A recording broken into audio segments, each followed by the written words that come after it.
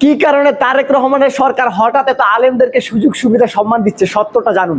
কি কারণে তারা আলেমদেরকে নিয়ে আলেমদের দোয়া নিচ্ছেন, আশীর্বাদ নিচ্ছেন, তাদেরকে নিয়ে ইফতার খাওয়াচ্ছেন, এটা আমি তাদের মনের খবর জানি না। কিন্তু অতীতে আমরা দেখেছি, যেটা অতীত আওয়ামী লীগ সরকার, ওনারা কি করছেন, বাংলাদেশে কিন্তু বিভিন্ন ধরনের ধর্মীয় ফ্যাক্টর আছে, এখানে ধর্মীয় দল আছে, ওনারা ওটাকে মানে ডিভিশন করেছেন, ভাগ করেছেন, ওরা মানে ক্লারিফাই করেছেন, ক্লাসিফিকেশন করেছেন।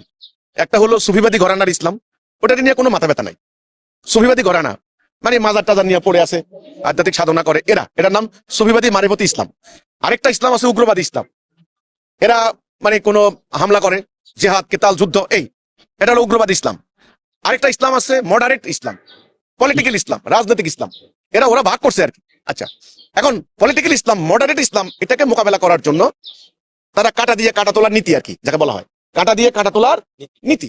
এখন ধর্মীয় দল থ্রেট, যেমন গত সরকারের টাইমে জামাত সহ এরা খুব থ্রেট ছিল সরকারের, এরা মোকাবেলা করা যাচ্ছিল না, তখন তারা একেবারে খুব সুন্দর করে হাটহাজারী কেন্দ্রিক কাওমি আলেমদেরকে সামনে আনলো, আবার সরমনাইদেরকে খুব প্যাট্রোনাইজ করলো, সামনে দিল।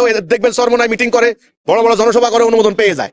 এবং আওয়ামী লীগের এক নেতা বলেছেও, মানে ইসলামী আন্দোলন আর আওয়ামী লীগটা একই, একথাও বলেছে, আমি পেয়েছি একটা বিবৃতিতে। কিন্তু জামাত কোনো মিটিং করতে পারে না, প্রায় 16 বছর তালা মারা তাদের অফিসে। তো কাজেই গত সরকারের পলিসি আমরা দেখেছি, কাওমি আলেমরা এসে হাসিনাকে কি বললেন, কাওমি জননী, আমাদের মা, সুযোগ সুবিধা সব দিলেন। শেখ সাহেবের বংশলতিকা বর্ণনা করা শুরু করলেন ইসলাম প্রচারক হিসেবে, আল্লাহর খলিফা হিসেবে। দুনিয়ার কত কথা বলা হইলো। শেখ হাসিনা একেবারে জান্নাতে চলে গেছেন, এবং নৌকা হলো নূহ আলাইহিস সালামের কিস্তি, এমন আলোচনা আলেমদের মুখে আমরা শুনছি।